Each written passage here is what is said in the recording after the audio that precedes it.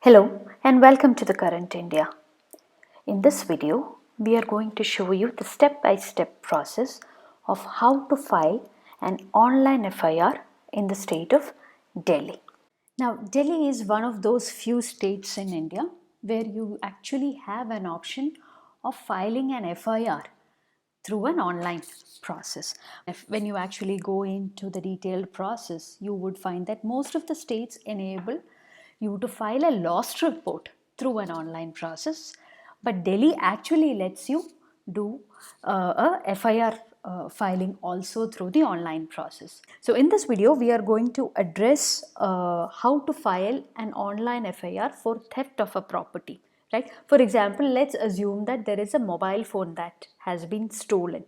Please note that this FIR option is for stolen property and not for property that you have lost, as in you have misplaced somewhere, you kept it somewhere and you can't remember where you have kept it, right? You were traveling on a bus and you just lost it because you left it somewhere. So that is not the situation where you file an FIR, because FIR is filed where there is an offense committed, and theft is one of those offenses, right? So when you know that your property has been stolen, that is when you go ahead and file an FIR. If you have lost a property or misplaced a property, you need to select the option of lost report for filing. So let's start the process by accessing the Delhi Police portal through which you can file your FIR. That would be delhipolice.nic.in. So Delhi Police Shanti Seva Nyaya, that is the name of the portal. We click on that and this is the page that opens up in front of you. Now in this, what we have to select is this option called the Citizen Services option. Let's click on that. When you click on the Citizen Services, you will find all these different options, right, appearing before you. You can lodge a complaint, you can report your motor vehicles theft, that you have a specific option to report theft of your vehicle, and a specific option where you can report theft of any of the other property. You have an option of reporting offenses, economic and cyber offenses. You can report a missing person. This is the other key option that we had mentioned, as if you have lost a property or misplaced something and you're not able to find it, right? This is where you click. So do remember, if you lose your mobile phone somewhere because you've just left it somewhere, right, and you can't remember where you have left it, you need to select this option. If something gets stolen, right, if there was a pickpocket situation and your wallet or purse inside which a mobile phone was there got stolen, or if your mobile phone got stolen and you know that it was stolen, then you have to select this option, the theft of e-FIR. And you have all these other options available, that all these services that are provided by the Delhi Police. For the purpose of this video, we are going to focus on the theft, on reporting a theft, not a motor vehicle theft, but as I said, for hypothetical purposes, for the purpose of this video, let's imagine we are reporting theft of a mobile phone. So then you need to click this option here, theft e-FIR. So we click that. When you click the theft e-FIR option, this is the page that gets displayed. As I mentioned earlier, at every stage you will be asked to reconfirm. So you again, here also, if by mistake you have clicked the e-FIR option but your mobile was actually misplaced, you can still select the option of lost report. So we are looking at a scenario where you actually know that your property has been stolen. So then we click on the stolen report option. Now for filing an FIR, you need to be registered as a user with the Delhi Police. You can either register using your email ID or your mobile number, and there is always a OTP verification process, right? So again, the caution again mentioned here that lodging a false FIR is a punishable offense. So you have to be doubly sure that your property has been stolen. If you are unsure whether it's stolen or whether you have misplaced it, our recommendation is please go ahead and register it as a lost report rather than as an FIR. if you do not know whether somebody stole it or whether you have lost it by misplacing it. If you know for sure that the item was stolen, whatever your property is, if you know for sure it is stolen, then you go ahead and click on the stolen report. And then if you are a new user, right, if you do not have a registration, I'll just show you what opens up. See, you need to sign up here. This is the demo that comes. You need to enter your name, your email ID and your mobile number. And then once you click on sign up, there will be a OTP mobile number verification that you would receive, and then you can just verify the OTP and then the sign up process gets completed. Because we are going to register the FIR, let's go ahead and click on the existing user option. So when we click on the existing user, this is the page that appears. So once you have registered yourself, you can either use your email ID or your mobile number to log in. So we will try and log in by entering the details here. So once you log in by verifying the OTP and entering your email ID or phone number and verifying using the OTP, you will be redirected to this particular page. Now you can see the options available here. You have your Register FIR option. If you have already filed an FIR, you can retrieve the details of your FIR. You can get the final report details. You can check your FIR status, and there is a very helpful FAQ option here where you will get answers to a lot of doubts or questions that you might have relating to filing an FIR. Let's go ahead and click on Register Your FIR. When you click on the Register Your FIR option, right, you will again find a pop-up appearing like this. This is your next level of check to make sure that you know that your property has been stolen, right? You don't know the details of who has stolen it, right? You don't know who the suspect is, right? You don't have a clear suspect. And nobody has been injured during the incident. See, if during a theft, if there has been an injury, somebody is gravely injured, if there is a death, right, then there are additional offenses as part of it. The other provisions of law kicks in, and then you can't just record that as merely as a theft if somebody has been injured also. So that is why this step has been added to make sure that it is a simple case of theft and it's not a more serious or a grave offense. So once you do this check and click on yes, right, you will be asked to again confirm whether the suspect is known to you or not. Right now we are checking the option no. Again, the same double checking again. Was anybody injured during the incident? If during the incident anybody is injured, the offense changes again. So that is why you are asked to confirm. Right now the example we are taking is a case of simple theft. Nobody was injured. We are going under the assumption of that. So I am clicking no here. And only after you do this much level of double checking will you be able to reach this stage. This part will be displayed. The first tab is complainant or informant's detail. So the sample example names and address, these are for demo purposes. These are auto populated in the website. You can see these. So the name of the complainant or the informant, if you are making the FIR, you need to make this your parentage, father's or mother's name. The gender has to be added here, the country, your date of birth. This is not a mandatory column. Every column marked in the red asterisk or a star mark is a mandatory column. So your date of birth, if you do not wish to provide, you can avoid that. You have to mandatorily give your address, your mobile number, your email ID. The alternate mobile number and email ID, if you want, you can omit those. And you need to know where it was stolen.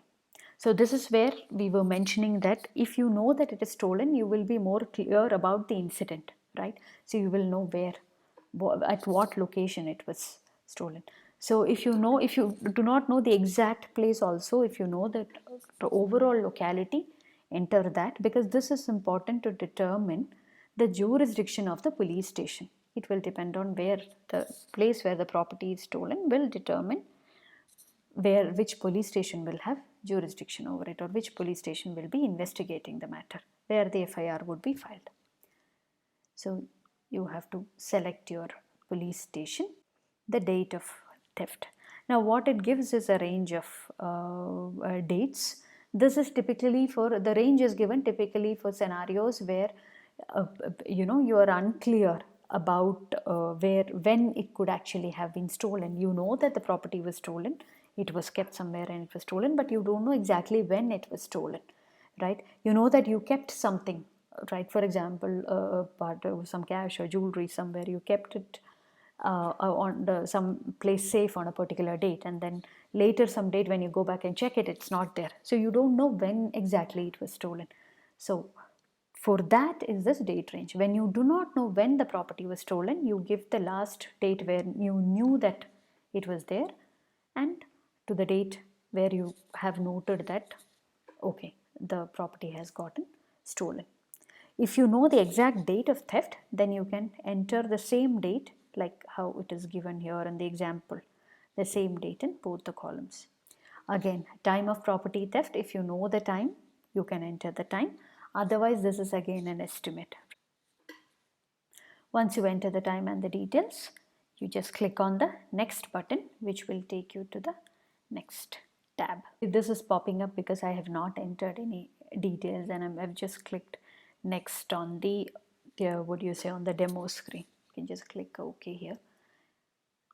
See, if you want to just know without entering the details, right, what all details have to be entered, you can keep clicking on the tabs. Now this is your next tab is for the type of incident. That is a mandatory this thing. You have a drop down menu. So it is theft, it is pickpocketing, or luggage lifting. These are the three common types of loss of property through theft that you often face, the incidents that you come across of theft, the minor theft situations. So you can choose accordingly. If you lost your mobile phone through pickpocketing, you can select that, or theft. Or if your mobile was kept in your luggage and your luggage got stolen, then you have to select the option luggage lifting. Place of the incident, you have to click the place of the incident. Now this would come as a drop down menu depending on what you have entered in the first tab. There are a few other options here where you can fill in information, although these are not mandatory. The question here, have you seen a suspect? If you have seen the suspect actually stealing, you can click on seen, otherwise choose not seen. Can you identify the suspect? See, you may not know who the suspect is, but sometimes you would probably be, if you have seen the suspect, you would be probably able to identify the suspect, by appearance. You can say tall, short, whichever, right? If you are able to identify, if you think you can identify the suspect, then click on yes, otherwise you can click on no. If there was a vehicle being used by the suspect, right? If it is known, click as known, or not known, right? If you know the specific type of how the suspect escaped through any of these options, or on foot, or if none of these are the situation, then click on any other. If you are unsure of this, just click on not known, better. And if you feel that there were more than one people there, right, who were involved in committing this offense, then you can give a number of suspects. Again, please make sure that you have a fair idea before entering. If you are unsure of any of these details, our recommendation is do not fill these non-mandatory columns. Stick to filling the mandatory columns. It is better to not give unsure information than giving wrong information in an FIR, because once you have given an information, it is very difficult to change it. And the FIR is a matter where the police have to mandatorily take action, and this will be taken on record. So if you're unsure of information, unless it is a mandatory column, do not fill it in. If you, on the other hand, if you have sufficient information, please feel free to fill as much information as possible if you know the information is correct, because the more information you give will help the police to do a better investigation on this. And then once you have filled in the details, you click on next. Because we are doing a demo, I'm just clicking the next tab. If you know the suspect details, then you can fill in this. As you can see, there is no red star marked here, so this is not a mandatory tab. This will only apply if you have an estimate of the height of the suspect, right? If you have an estimate of the age of the suspect, right? If you feel like, okay, for suspect is age between say 30 to 35 or 30 to 40, assumptions, if you have any information, right? Then once you enter this, again you click on next. We will click on the next tab. Now this is again details of the property stolen. Ideally, although this is not a mandatory column, right, you would always be able to fill this. In most of the cases, you will be able to give some description or the other. So please provide this. Choose what got stolen, right? You have all these options: Aadhaar card, passport, birth certificate, etc., etc. A lot of people, when their luggage or bag is stolen, they lose valuable certificates, degree certificates, etc., driving license, right? Important documents that get stolen. So for our hypothetical purpose, because we were looking at an example of how to report a mobile phone stolen, you will have to select this option, mobile, here, right? Now once you select, give a description of the property. Once you select mobile phone here, right, in description of the property, you can give what model, what color, if it had a, would you say, mobile case on it, anything like that. You can give IMEI number, the SIM number, the make, type of mobile, your mobile number, right? If it has multiple SIMs, then that.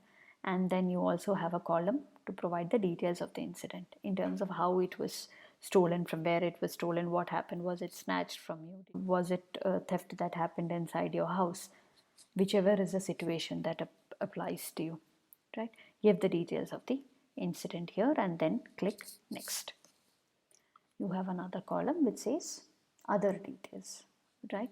This again is not a mandatory tab, no mandatory items to be filled in here, but this tab allows you to give more specific details. Like if you have lost your passport, you can give your passport number here and the details, place of issue. You can give the details of your occupation. Any other ID proofs lost, you can give that, or the number. If you know any other details of the suspect that you were not able to fill in this tab, see, in the suspect details, right, you were only able to fill in earlier if you know any details about the suspect, right, the height and the age. Anything else about the suspect you can fill in here. Now once you fill in this, you have to click on the register button. People often wonder, why is it essential to file an FIR? Right? Filing of an FIR is essential for multiple reasons. One, because filing an FIR basically means you're informing the police that a theft has been committed in relation to, when we are talking about theft and filing an FIR in relation to a theft, right? So you let the police know that there was an offense committed, and FIR is always registered in cases of would you say, cognizable offenses, right? Or cognizable offenses, a legal terminology. In simple terms, what we say is that these are the type of offenses where a police can actually investigate and arrest an accused without a warrant. Two, it is important that you register an FIR when you have lost a property, to ensure that tomorrow you do not have an issue coming up because your stolen property was misused by someone else. Say if your mobile was misused and you have not logged your mobile and somebody else was able to use it, right, and they used that mobile phone to commit an offense. Tomorrow, registering an FIR acts as a protection for you, so that you can always show that my property was stolen and I have already registered an FIR to show that my property was stolen.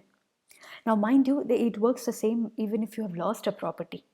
Highly recommended that even if you lose a property, right, say a mobile phone or any of the ID cards, anything, you file a loss report immediately, so that people cannot misuse it. And even if somebody misuses it, right, it does not come on to you, because you have promptly taken action to inform that your property was stolen. So that is the relevance of filing a FIR. Now, this particular option does not just let you file a FIR. You can file an FIR, and as we saw earlier, right, you can retrieve the details of an FIR. You can check your FIR status. If you have any doubts in terms of what actions are taken by the police and for what you can file an FIR, you can always click on that FAQ tab that we saw in the beginning, and you will get a few information from the Delhi police. A direct link to how to access this particular citizen services page is given in the description below, along with the detailed steps written on how to file register an FIR for theft. You will find more useful FAQs in relation to registering an FIR for general theft, motor vehicles theft, or how to file a stolen report.